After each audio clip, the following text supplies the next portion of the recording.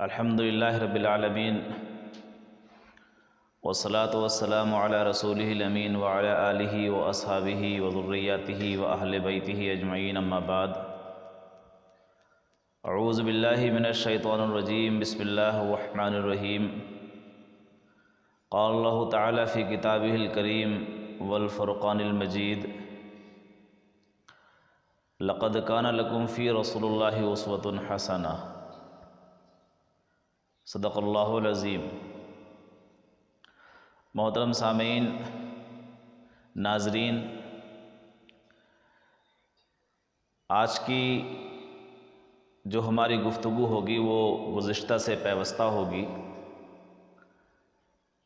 گزشتہ سے پیوستہ کا مطلب یہ ہے کہ ہم نے رسول اللہ صلی اللہ علیہ وسلم کی زندگی کے اوپر دو پارٹس یا دو ایپیسوڈ بنا دیے ہیں، اور وہ ان دو ایپیسوڈس کے اندر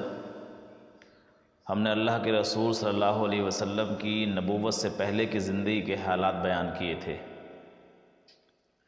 آج کے اس تیسرے پارٹ میں ہم آپ کے سامنے اللہ کے رسول صلی اللہ علیہ وسلم کی نبوت سے شروع کریں گے، اور اس مختصر سے وقت کے اندر جتنا بھی ہم سے تاریخ کا احاطہ ہو سکے گا ہم کریں گے۔ محترم سامعین اور ناظرین، جیسا کہ آپ کو معلوم ہے کہ اب اللہ کے رسول صلی اللہ علیہ وسلم کی عمر 40 سال کے ارد گرد پہنچ رہی تھی، اور آپ کی طبیعت میں ایک تبدیلی سی آ رہی تھی، اور آپ اپنے آس پاس کے ماحول کے بارے میں، اس ماحول کے اخلاق اور اس کی دینی پستی کے بارے میں غور و فکر کر رہے تھے، اور آپ کی طبیعت اس جگہ پہ لگ نہیں رہی تھی۔ ہر وقت آپ اپنے قوم کے بارے میں، اہل مکہ کے بارے میں غور و فکر کرتے رہتے تھے، اور یہ سوچتے رہتے تھے کہ کس طریقے سے ہم یا میں ان مکہ والوں کو بت پرستی سے دور کر دوں اور ایک پیدا کرنے والے مالک حقیقی کا غلام بنا دوں۔ ان لوگوں کو کیسے میں اللہ کی بغاوت سے نکال کر اصل مالک کے یہاں ان کے سر کو جھکا دوں، آپ اسی غور و فکر میں رہتے تھے۔ آپ کو معلوم ہونا چاہیے کہ مکے سے تھوڑی دوری پر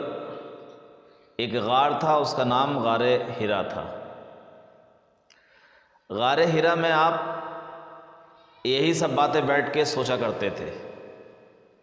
دن نکلتا، اپنے علاقے سے آپ نکل کر 3 میل کی مسافت پر غار حرا تھا، وہاں چلے جاتے تھے، اور یہی ماحول کی اخلاقی اور دینی پستی پر غور و فکر کرتے تھے۔ اسی کے ساتھ ساتھ آپ اس غار میں خدا کی عبادت بھی کیا کرتے تھے، اور مراقبہ یا ریاضت کہیے یا یوں کہیے کہ اپنے آپ کو ماحول کو سدھارنے کے لیے اپنے آپ کو تیار کیا کرتے تھے۔ آپ کو معلوم ہونا چاہیے کہ اللہ کے رسول صلی اللہ علیہ وسلم جو عبادت غار حرا میں کرتے تھے اس کو تحنس کہتے ہیں، اور اس وقت آپ کی عمر جو ہے 40 سال کے ارد گرد ہے۔ آپ اپنے معمول کے مطابق غار میں جاتے، اپنا کھانا اور پانی ساتھ لے جاتے، کبھی نہیں لے کے جاتے تو حضرت خدیجہ آپ کا کھانا پانی وہاں پہنچا دیا کرتی تھیں۔ ایک مرتبہ آپ اسی غور و فکر میں تھے، اپنی ریاضت میں تھے، مراقبے میں، یا اپنے تحنس میں تھے، یا اسی غور و فکر میں تھے کہ اچانک سے حضرت جبریل علیہ السلام تشریف لے آتے ہیں۔ اللہ کے رسول صلی اللہ علیہ وسلم کو دین کا پیغام دیتے ہیں۔ جبرائیل علیہ السلام کو دیکھ کر محمد عربی صلی اللہ علیہ وسلم پر ایک عجیب سی رقت طاری ہو گئی، اور جبرائیل نے آ کر کہا کہ یا محمد اقرا، کہ اے محمد صلی اللہ علیہ وسلم پڑھیے۔ اللہ کے رسول صلی اللہ علیہ وسلم نے کہا ما انا بقاری، مجھ سے پڑھنے نہیں آتا ہے۔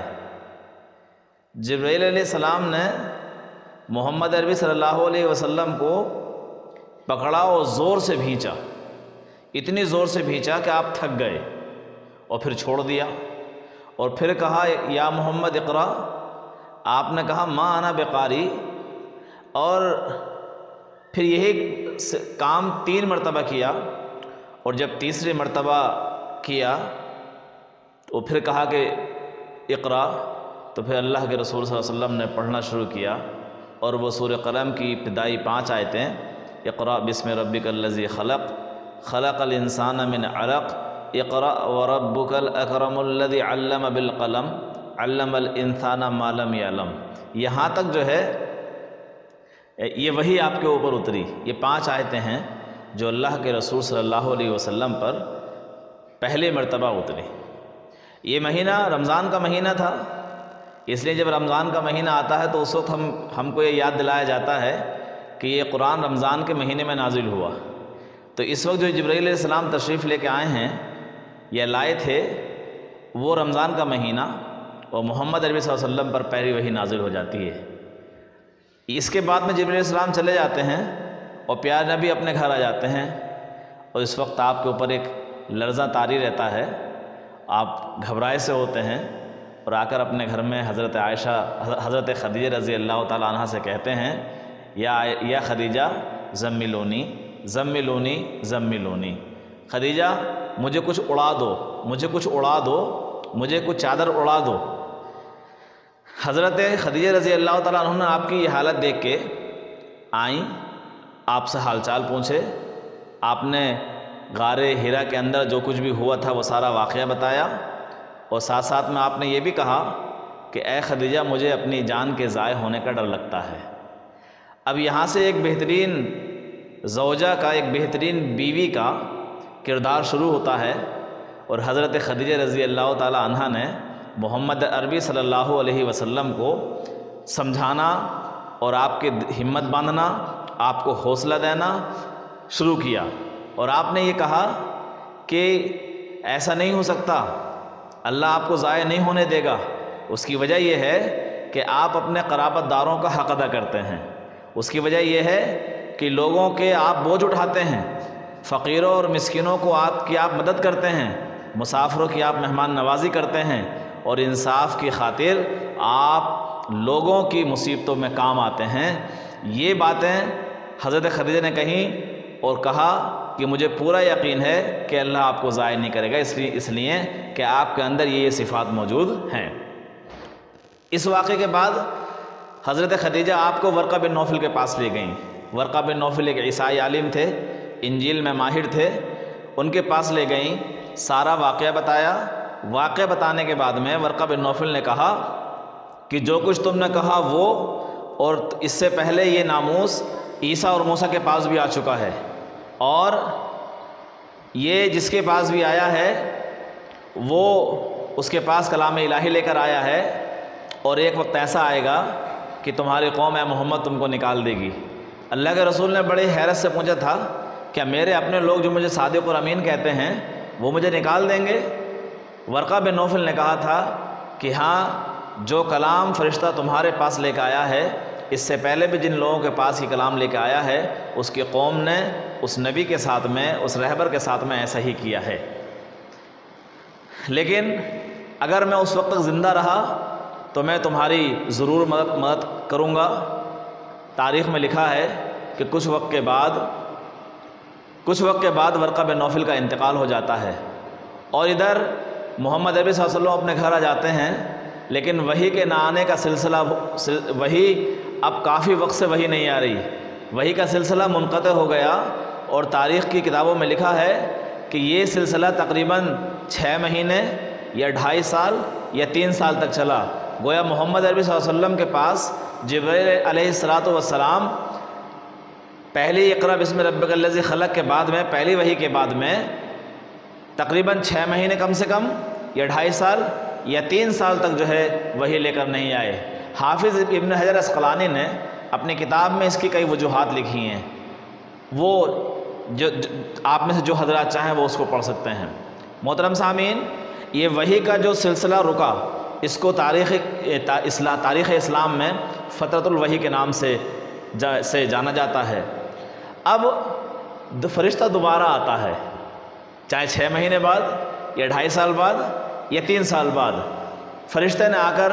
پھر دوبارہ آپ سے یہ کہا کہ یا ایھا المدثر قم فانذر وربک فکبر وثیابک فطہر والرجز فہجر ولا تمنن تستکثر ولربک فاصبر۔ یہ گویا کہ یہ اس بات کی اب اعلان تھا کہ محمد عربی صلی اللہ علیہ وسلم اب آپ جو ہے میدان میں نکلیے اور دین کو عام کیجئے، دین کو پھیلائیے۔ اور اب یہاں سے محمد عربی صلی اللہ علیہ وسلم نے اپنا کام کرنے کا طریقہ اپنایا۔ اب میں ناظرین آپ ضرور یاد رکھیں، یہاں سے اللہ کے رسول صلی اللہ علیہ وسلم نے دعوت کا کام شروع کیا 2 طریقے سے۔ اول خفیہ طریقے سے، جسے ہم بولتے ہیں خفیہ دعوتی کام، اور اس کے بعد میں اعلانیہ طریقے سے، یعنی کھل کر۔ ابھی جب آپ نے خفیہ طریقے سے دعوت دین کو پھیلانا شروع کیا، دین کی دعوت دینا شروع کی، تو محترم سامعین آپ کو یہ تھا کہ میں یہ پیغام سب سے پہلے کس کے پاس لے کے جاؤں، کس کو سب سے پہلے یہ باتیں بتاؤں؟ تو آپ کے ذہن میں ظاہر سی بات ہے انسان کے سب سے زیادہ قریب اس کی بیوی ہوتی ہے، اور بیوی اس کے ہر راز کو جانتی ہے، اور انسان بھی اپنی بیوی کی ساری باتوں کو جانتا ہے، اس کی تحمل کو جانتا ہے، اس کے برداشت کو جانتا ہے، وہ کتنی تیز ہے اس کو جانتا ہے، وہ کتنی نادان ہے اس کو جانتا ہے۔ اللہ کے رسول صلی اللہ علیہ وسلم کے نظر میں سب سے بہترین پہلا شخص یا پہلی خاتون جو آپ کے نظر میں آئیں وہ آپ کی رفیق حیات حضرت خدیجہ رضی اللہ تعالی عنہ تھیں۔ آپ نے حضرت خدیجہ سے یہ ساری بات بتلائی۔ جب دین کے پیغام حضرت خدیجہ کو دیا تو وہ ایمان لے کر آئیں۔ پھر آپ نے اپنے چچا زاد بھائی حضرت علی تک رضی اللہ تعالی عنہ تک پیغام پہنچایا۔ اس کے بعد آپ نے اپنے غلام حضرت زید کو دین کا پیغام پہنچایا، وہ بھی مسلمان ہوئے۔ اور پھر بعد میں آپ نے جب باہر کی دنیا میں نکلے، یہ تین تو گھر کے لوگ تھے، حضرت زید آپ کے غلام تھے، علی آپ کے چچا بھائی آپ کی کفالت میں تھے، اس وقت چھوٹے تھے، اور بیوی آپ کی۔ باہر کے معاشرے میں سے کس کو لیا؟ سب سے زیادہ رفیق، سب سے زیادہ محسن اور آپ کے ہمدرد حضرت ابو صدیق تھے۔ آپ نے اس پیغام کو حضرت ابو صدیق کے حوالے کیا، ان کو بتایا، اور حضرت ابو صدیق بھی مشرف باسلام ہوئے، اور حضرت ابو صدیق نے اس پیغام کو آگے پہنچایا۔ تو حضرت ابو صدیق کے ہاتھ پر حضرت عثمان، زبیر بن عوام، حضرت عبد الرحمن بن عوف، سعد بن ابی وقاص، طلحہ بن زبیر، اور ان تمام صحابہ کے بعد میں بہت سارے صحابہ، بہت سے مراد میرا ہے ابھی یہ انڈر 14 ہیں، 40 صحابہ سے نیچے ہیں ابھی۔ حضرت خباب بن ارد، عمار بن یاسر، عبیدہ عبداللہ بن مسعود، عثمان بن مظعون، ابو عبیدہ، صہیب، ارقم رضی اللہ عنہم وغیرہ سارے یہ صحابہ جو ہے ایمان لے کر آئے۔ محترم سامعین، اب کام کرتے ہوئے آپ کو خفیہ دین کی دعوت پہنچاتے ہوئے 3 سال ہو چکے ہیں۔ اب اللہ کے رسول صلی اللہ علیہ وسلم کو حکم ہوا کہ انذر عشیرتک الاقربین فاصدع بما تؤمر، اے نبی آپ اپنے رشتہ داروں کو ڈرائیے، ان تک دین کی بات پہنچائیے۔ یہ اشارہ تھا، اللہ کے رسول صلی اللہ علیہ وسلم سمجھ گئے کہ اب خفیہ دعوتی کام کرنے کا ٹائم ختم ہوا، اب بات کو اعلانیہ کہا جائے گا، اب دین کا پیغام اعلانیہ ہوگا اور دین کھلے عام پھیلایا جائے گا۔ اس کے لیے آپ نے جو ہے 3 مقاموں کی نشاندہی کی۔ محترم سامعین، دعوتی کام کرنے والوں کے لیے ایک بہترین نقطہ اس میں اس بات کو لے کر بھی ہے کہ جس طرح اللہ کے رسول صلی اللہ علیہ وسلم نے جب خفیہ دعوت کو چھوڑ کر اعلانیہ دعوت کی طرف بڑھے تو آپ نے سب سے پہلے مارکنگ کی کہ کس انداز سے مجھے دین کی یہ اعلانیہ دعوت پہنچانی ہے، اس لیے آپ نے 3 جگہوں کو آپ نے انڈر لائن کیا۔ ان میں سب سے پہلے آپ نے، جیسا کہ عرب میں ایک دستور تھا کوہ صفا کے اوپر چڑھ کر لوگوں کو صبح صبح پکارنا، یہ کہنا یا صباحا یا صباحا یا صباحا، اور سب لوگ اکٹھا ہو جایا کرتے تھے۔ یہی ٹرک آپ نے بھی اپنائی، یہی اسلوب آپ نے بھی اپنایا، یہی طریقہ آپ نے بھی اپنایا۔ ایک روز آپ صبح صبح کوہ صفا پر چڑھے اور اپنی پوری قوم سے، اہل مکہ سے کہا یا صباحا یا صباحا یا صباحا۔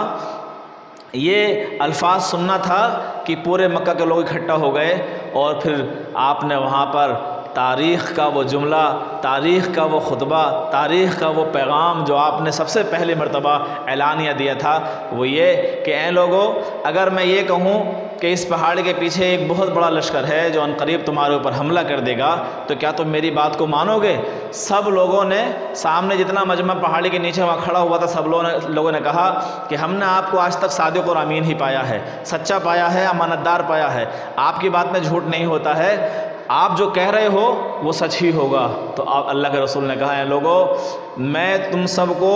اللہ کی عبادت میں، اللہ کی اطاعت میں، اللہ کی بندگی میں لگانا چاہتا ہوں۔ میں اللہ کا رسول ہوں، اس نے مجھے نبی بنایا ہے۔ اے لوگوں، بت پرستی چھوڑ کے اللہ کی بندگی میں آ جاؤ، اللہ کی بندگی کرنا شروع کر دو اور یہ بت پرستی چھوڑ دو۔ اتنا کہنا تھا کہ سب لوگوں میں کوہرام مچ گیا اور وہ باتیں بناتے ہوئے وہاں سے چل پڑے۔